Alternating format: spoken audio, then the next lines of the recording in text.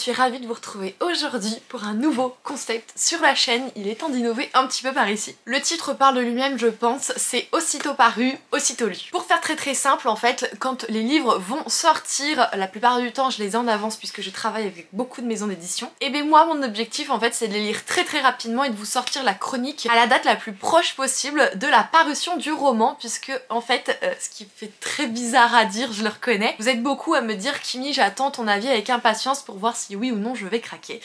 Et donc j'essaye de vous donner mes avis le plus rapidement possible, et il y a quelques petits chanceux parmi tous les romans que je reçois qui vont donc être incorporés à cette catégorie, à cette nouvelle fonction sur la chaîne, afin que je vous rende très rapidement mon avis, voir si ça peut un petit peu vous aiguiller ou non dans vos prochains achats, ajouts à la wishlist et compagnie. Je le dis une fois, je le dirai pas 20 fois, je pense que vous connaissez un petit peu, je ne spoil rien, jamais je ne spoil, ce n'est pas du tout le but. C'est une chronique, c'est un avis, c'est simplement en personnel et fait encore une fois pour vous aiguiller. Exception faite du coup pour cette vidéo aussi, où finalement la chronique arrive plus tard que prévu dans la mesure où j'étais en vacances et du coup il m'a fallu le temps de rentrer, et du coup le livre était déjà sorti depuis plusieurs jours, donc c'est pour ça qu'il y a un petit décalage pour ce roman, mais l'objectif c'est que ce ne soit pas le cas pour les prochains. Aujourd'hui je vais donc traiter avec vous de la nouvelle saga d'Adrienne Young qui est donc traduite en français, à savoir Fable, traduite du coup chez la maison d'édition Rajo. Je vous présente donc ici la version hardback Tok Tok, donc rigide, qui est vendue par la maison d'édition au prix de 23,90 €. Elle reprend la couverture de l'édition brochée, simplement le livre hardback est noir et il y a du coup des écritures cuivrées qui y sont inscrites. Au tout début du roman, vous pouvez retrouver une carte qui nous permet du coup de se repérer un petit peu plus quant au périple du bateau. Pour ceux qui ne recherchent pas ces belles éditions, il est bien sûr disponible au prix de 18,90 € dans un format broché somme toute classique. Adrienne Young nous propose ici une duologie qu'elle a terminé d'écrire en VO, donc ça signifie que le tome 2 n'attend plus que la traduction de la part de notre maison d'édition française. Après quelques recherches, il y a également un tome 0 qui a été écrit, qui concerne le personnage de Saint. Je vous parlerai de lui incessamment sous peu, et c'est un tome qui se passe dans le passé par rapport à la duologie, puisque ce personnage serait âgé de 19 ans dans ce dit tome 0. L'autrice nous invite à découvrir l'univers et les aventures de Fable, une jeune femme, même une petite fille, qui a été abandonnée sur l'île de Djeval par son propre père. Notre héroïne n'a qu'un seul but, et c'est celui-là que lui a fixé son père avant de l'abandonner, c'est de réussir à quitter à tout prix cette île pour retrouver son père et ainsi pouvoir récupérer son héritage. On sait très rapidement qu'elle a été abandonnée sur cette île à la suite du naufrage du bateau de son père dont il était capitaine et où sa mère a péri également dans ce naufrage. Notre héroïne possède également une très grande cicatrice qui part du coup du milieu de la main et qui monte jusque bien en haut de son avant-bras et qui a été fait par son papa juste avant qu'il ne l'abandonne sur l'île. On va donc suivre les aventures de Fable qui va tout faire pour quitter cette île, et une fois qu'elle l'a quittée, pour retrouver son père, pour récupérer son héritage, qui est assez finalement différent de ce à quoi s'attendait, mais qui promet du coup encore d'autres aventures.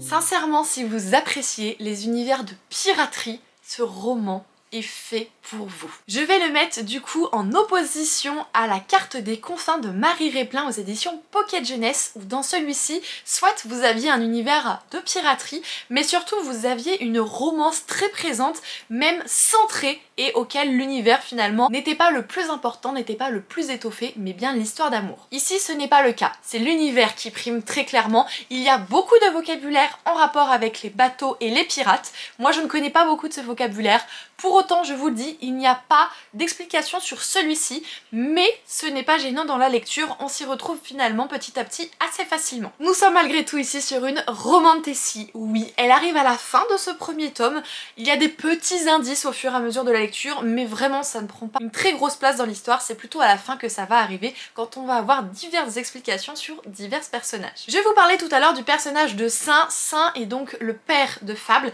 qui est quelqu'un de très important, de très mystérieux, mystérieux et je vous avoue que j'espère, c'est une des choses que j'attends le plus dans le tome 2, des explications sur ce personnage, mais auquel cas si la maison d'édition souhaite traduire du coup ce tome 0 pour nous expliquer un petit peu l'histoire de Saint, alors là je signe à 2000% puisque c'est le genre de personnage très froid, très dur, qui a fait des choses horribles mais où on a envie de gratter sous la surface parce qu'on sait qu'il y a quelque chose qui se cache en dessous de tout ça. Fable a dû apprendre à s'en sortir toute seule sur cette île pour réussir, elle va plonger maintes et maintes fois du coup dans la mer pour essayer de dénicher quelques gemmes et les revendre. Le but c'est de faire le maximum de bénéfices pour pouvoir se payer une traversée et retrouver son père. Ne vous en faites pas, comme je vous ai dit, il n'y a rien qui spoil dans tout ce que je vous raconte, mais bien sûr qu'elle va réussir à s'échapper de cette île, sinon il n'y aurait pas d'histoire. Mais le bateau qu'elle va prendre en fait, et les personnages qui y sont, sachez qu'ils vont être très présents dans toute l'histoire et qui sont vraiment très intéressants. Ils apportent quelque chose. On est encore sur ce style de récit où il y a beaucoup de personnages différents,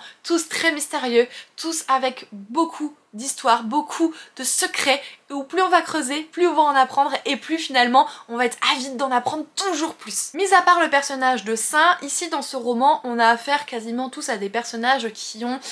autour de 18-20 ans, c'est comme ça que je les imagine, ils sont assez jeunes, c'est bien mis en avant et c'est aussi pour ça que des fois ils ont des réactions un tout petit peu moins réfléchies. Pour autant, à cause de leur parcours et de leur vie, ils ont des réactions très matures. Je dois avouer que j'ai eu un tout petit peu de mal à rentrer dans l'histoire puisque en fait l'univers est tellement important, tellement dense, sans être quelque chose de compliqué. Je mettrai là en opposition par exemple le prieuré de l'Oranger, on n'est clairement pas là-dessus, ne vous en faites pas. Et de ce fait, j'ai eu un petit peu de mal à rentrer dans l'histoire au début. Donc le conseil que moi je vous donnerais pour ce roman, c'est de ne pas lire petit bout par petit bout comme j'ai dû faire pendant un petit temps à cause de ma fille, mais plutôt de vous octroyer une bonne heure de lecture pour pouvoir profiter vraiment de l'univers et de ne pas passer à côté dès le début. Notre héroïne est très attachante, elle change petit à petit, elle comprend des choses et malgré tout ce qu'elle a vécu et qu'elle s'endurcit, elle a quand même cette part de sensibilité en elle qui fait que c'est très facile de s'attacher à elle, elle reste humaine malgré tout. Je pense vous avoir assez détaillé cette chronique qui se conclura par la phrase suivante: oui, je vous recommande ce premier tome.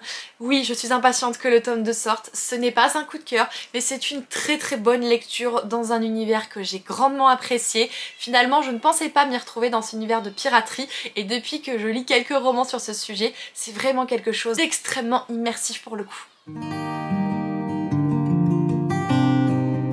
N'hésitez pas à regarder un petit peu dans l'espace de commentaires, je vous mettrai quelques titres ou alors je vais vous mettre directement ici, voir un petit peu quel prochain livre va être utilisé pour la prochaine chronique, du coup aussitôt paru, aussitôt lu. Moi je pense très clairement à We and the Flame par exemple, je pense également à Empire of the Vampire, enfin bref, n'hésitez pas à mettre dans les commentaires des romans dont vous avez envie que je chronique très vite, pas forcément de la fantasy, ça peut être de la romance également, et auquel cas quand c'est un roman qui vous intéresse, n'hésitez pas à mettre un maximum de pouces en l'air sur ce commentaire. J'espère que ce concept vous plaira, j'y ai travaillé depuis quelques temps dessus, j'ai fait un petit peu un tournage particulier avec des zooms sur le livre, avec certaines petites mises en place, etc. Donc j'espère que vous aurez apprécié cette chronique. Je vous retrouve bien sûr mercredi sur la chaîne pour une prochaine vidéo, et d'ici là, prenez soin de vous les Kimichou. Ciao ciao tout le monde!